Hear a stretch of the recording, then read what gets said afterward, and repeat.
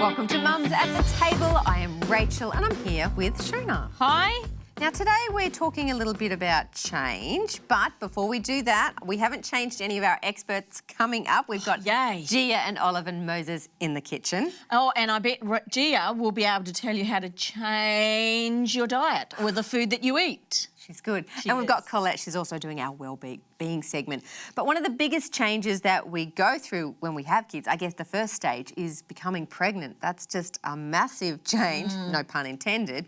Just your body going through so many adjustments so quickly. And people don't tell you about what's going to happen to your I body. remember getting cross that no one told me all the little things like, you know, the itchiness, the tummy, the growing, the stretching. The stretch marks, the scars, the sleepless nights. I can probably barely remember half of them. But, you know, the hair falling out when you start to breastfeed and all those little things. You're like, why didn't someone tell me? But you actually do forget. Yeah, you forget you do. really quickly. I think that's a design by God, so we go through and do it again and more. But it is a massive change. Did you have any sort of mental adjustments as you went through pregnancy? Look, I think as a mum to be, I think you go through all those changes: psychological, physical, mental, just the whole thing. The whole thing. I mean, it's a nice time because you're growing this little wee bub or bubs in your tummy, and it was a time when people nurture you. Like I know for me, my husband was very nurturing and very caring at that time.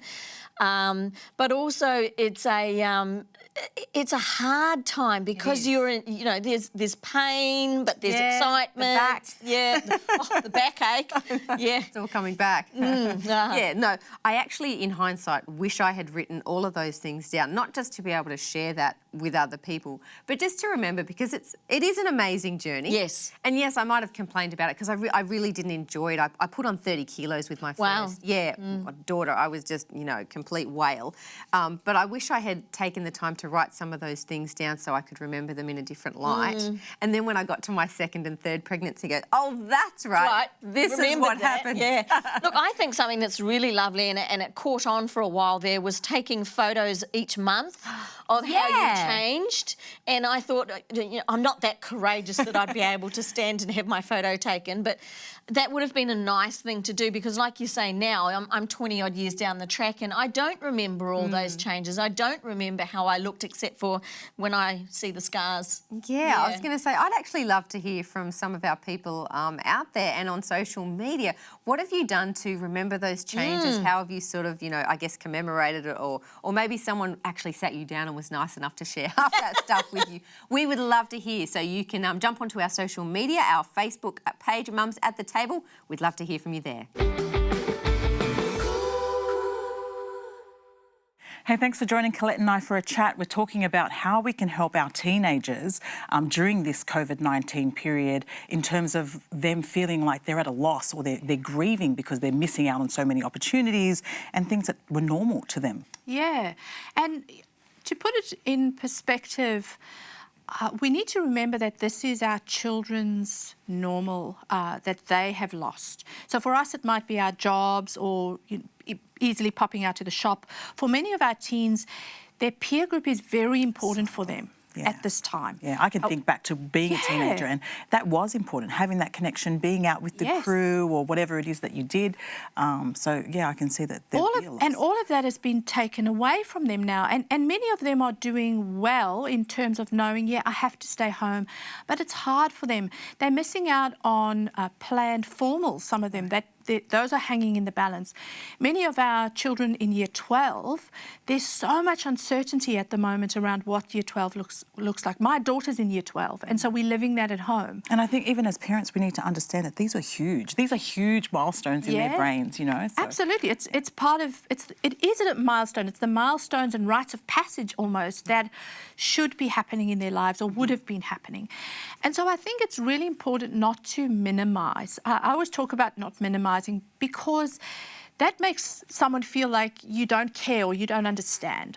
If we allow them to vent, allow them to talk about their pain, allow them to be angry and frustrated, don't come up with, well, you know, you're lucky you don't have the disease or, you know, we're keeping everyone safe. Those are conversations we might still have, but not at the point when they're frustrated or sad or angry. Just listen during that time. Right. Let them feel those feelings. We actually talk about as well mindfulness. I've spoken about that a lot lately, but mindfulness for teens as well is letting them just be mindful of those feelings they're feeling and not trying to squash them. And then actually, it's actually called radical acceptance, in the sense going, yep, this sucks, I can't stand it, I'm angry that I've missed out on the party that was planned for our year group this term. But what do I do now? So what can I do now? I can't change it. So where do I go from here? And so it's brainstorming with them options that they can do that's in their control. And really, I say to parents at this stage, this is not a time to put too much pressure on technology. Now, I'm not saying parents at all, that means don't adhere to age restrictions or content in particular that your young people are watching, or that technology shouldn't be in public spaces for your young teens in particular. But really what I mean is they need their technology to stay connected. Yeah. Through their gaming, through their social media. If they're above 13, they'll have social media. We allow them to be connecting. That is their time. They'll have virtual gatherings or virtual so hangouts. Important. I think that's a great way for formals. Maybe we should just dress up in our living rooms and have the formal for them, and they can connect with their friends that way.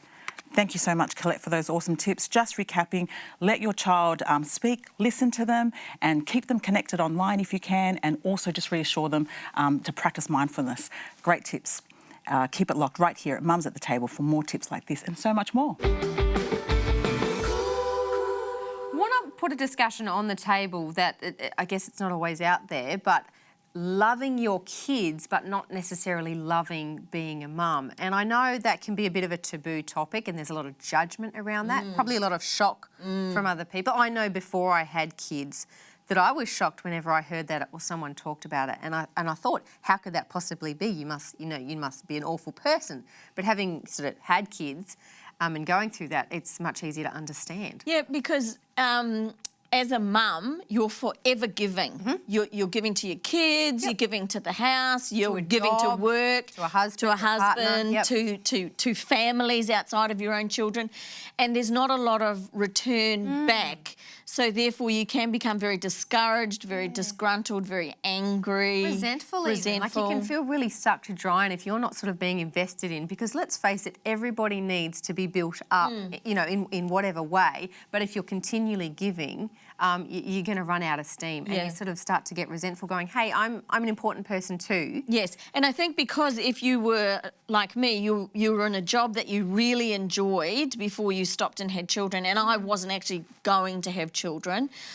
So for me to then jump into motherhood and leaving a job that I really enjoyed, it's hard work. It's hard to pull your brain around that whole concept of, well, now I'm at home. I was at home pretty much full time for the first couple of years.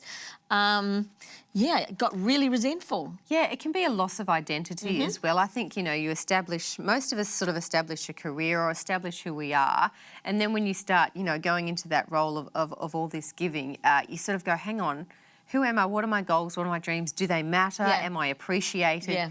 And I think those all contribute to the fact that, yes, you can still love your kids, but actually, I guess, feel a little bit of angst and resentment towards the job of being a mum. So do you have any tips or any ideas on how we can alleviate that pain or that loneliness or that resentment that we feel? Yeah, I think and the step, when I say it starts with us, I don't mean mums, I actually mean us as humans, If you're going to devalue someone else's role, that's contributing to a loss in our society, because mums and parents as a whole contribute amazingly. We're bringing up these kids in society. I think these roles need to be elevated in appreciation a bit more. I think, I don't want to sort of go into the whole gender stereotypical thing. I'm not going to go there, but you can see over history where people have been appreciated and people haven't been, and I think that contributes to it. So I think it starts with us looking at each person and valuing them. For me, it was, again, finding my value, but finding my value, because I didn't have family around me or a community around me, I had to actually go to the Bible and find where Jesus valued women and how he valued women, and seeing that bringing up children and being a housewife is actually rated quite highly in the Bible, and allowing myself to feel that it's okay to be a woman and it's okay to stay at home, or it's okay to work and it's okay to bring up children. Yeah, and I think the best thing we can do is actually get around each other, take away, get rid of that guilt. It's hard, it's easier said than done, but get rid of that guilt, build each other up, because together I think we can actually make this an amazing place. So we are about to make some oil-free easy mayo. And we've made a mayonnaise before, and if you go to our website, mumsattetable.com, you'll actually find some of those recipes there. But the reason why I'm making a different one is because sometimes the ones that we've made with soy, or might have soy products in it, could be upsetting people's bellies. Some people do have allergies to it. So we're making one with seeds. Now this one is made with pepita seeds, which is just pumpkin seeds. And what I've done, actually, Olive did this for us today, didn't you? What did you do? Can you explain? I blended it like In a grinder? Yeah. In a little coffee grinder. We've just got a little cheap coffee grinder we bought years ago, and she put all the pepita seeds in there and she ground them till it was like a little flour. So it's like flour in consistency. And, are you going to help me? Good boy, thank you. And can you pass me the salt? Oh, you want to put it in? Okay, there you go. Salt, some mustard, that'll give it a nice flavour. Oh, wow. I do not like Oh, okay. Well, I use my finger, there we go. Yeah. Oh, yeah. Can you pass me the spatula? That one, that'll do. Good. Thank you. Good kids, you're helpful. Okay, so we'll put the mustard in there. Water? Just spilled it. Oh, I did just spill it, you're right. And here we have some fresh squeezed lemon juice and apple cider vinegar. So it's just mixed together. Apple cider vinegar, lemon juice, and that's all you need. I love mustard. No, It's just a really quick one. it is a very quick one. And I'm going to add water to this, a little touch if it's too thick. So you just blend it.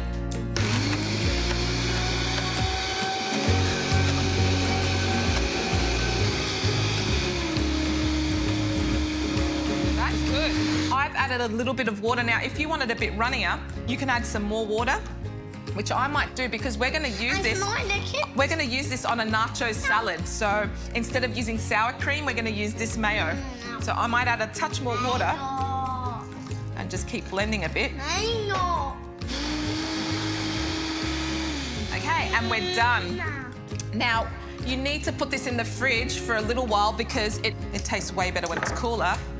And there's your mayo.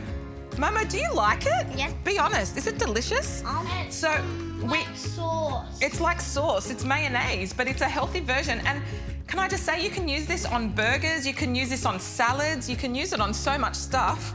Even like hot dogs. Oh, look. What I love using it for, especially with this weather, I love baking sweet potato chips. If you bake sweet potato chips and dip them in this, it is awesome. There we go, we're gonna put it in the fridge. There you have it, your vegan mayo. See you guys next time.